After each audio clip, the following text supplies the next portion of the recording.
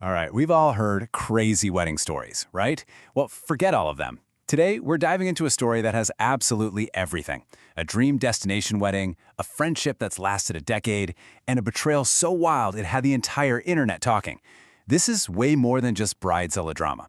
We're talking about a friendship literally on trial, and a legal showdown that might just change how you think about promises, gifts, and what it really costs to say I do. So this is the question that just stopped everyone in their tracks. It was posted on Reddit's famous Am I the Asshole forum, the place where people get judged by millions of strangers. Now, right off the bat, a question that starts with suing my friend usually has a pretty obvious answer, right? But as everyone quickly found out, this was one of those times where things were not that simple at all. See, this whole mess isn't just about hard feelings. It's about cold, hard cash. $2,387.53. That is the exact number that turned a 10-year friendship into a legal nightmare. It's the price tag of betrayal. So how in the world did we get to this point? Let's break it down. Okay, so our story begins in one of the most beautiful places on Earth. It's the setting for what was supposed to be the absolute happiest day of this young woman's life. So, our bride has this dream of getting married in Bali, surrounded by her best friends. But she knows that's a huge thing to ask of people. So she does something incredible. She offers to pay for her friends' plane tickets and their hotels.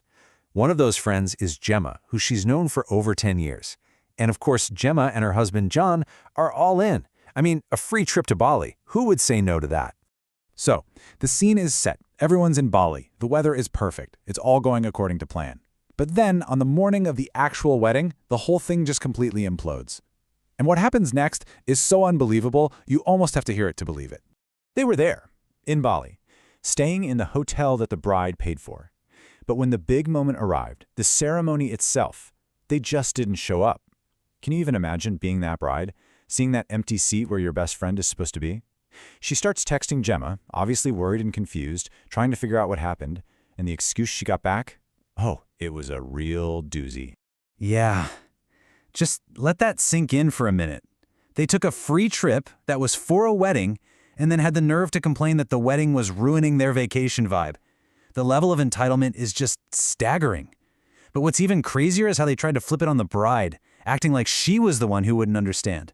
This is where it goes from just being rude to like a masterclass in gaslighting.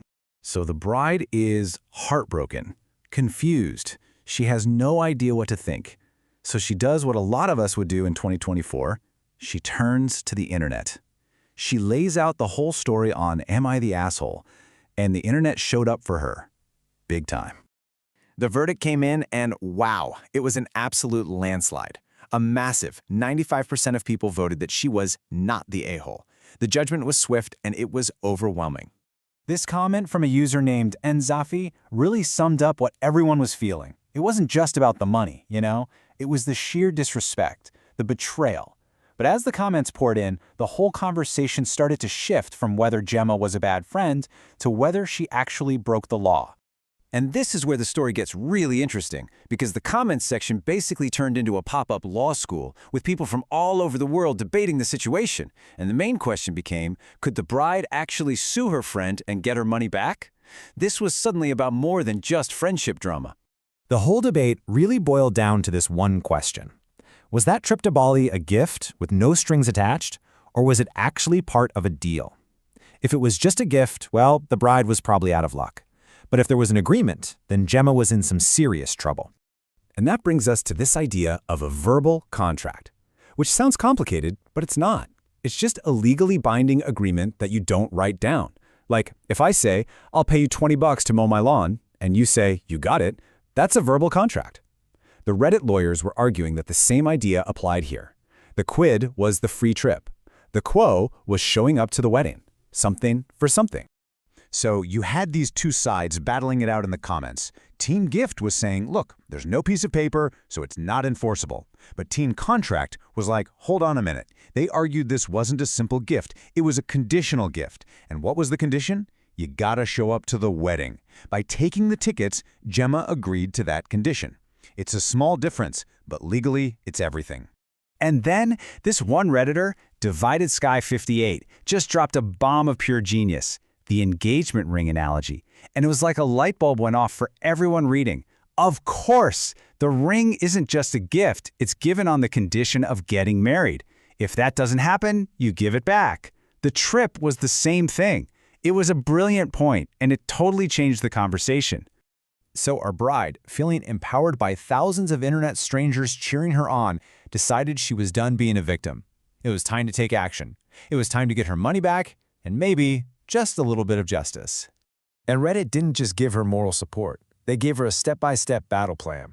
It was a simple, three-part strategy. Step 1, lay the trap. Step 2, spring the trap. Step 3, bring the hammer down. Okay, this first message was so clever. This was the bait. It looks like a simple hurt message, but it's designed to do one specific thing: get Gemma to admit, in writing, that she knew the whole point of the trip was the wedding. The trap was officially set. And she fell for it. Hook, line, and sinker. I know the trip was for your wedding.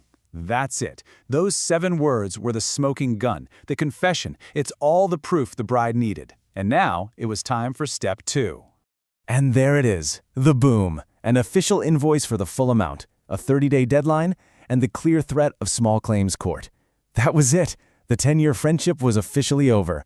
So what did Gemma do? Did she apologize? Did she pay up? Nope.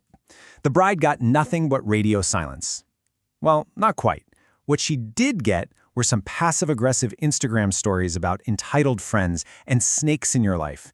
Just a total refusal to take any responsibility. In the end, we don't know if the bride ever actually got her money back from Gemma. But you know what she did get? A very painful and very expensive lesson about what her 10-year friendship was actually worth. So what do we take away from this whole insane story? Is it just don't lend money to friends? Or maybe it's something a little deeper, about trust and expectations and what we owe each other. This whole story really sticks with you, and it makes you ask, what would you have done in that situation? The answer isn't as easy as it seems.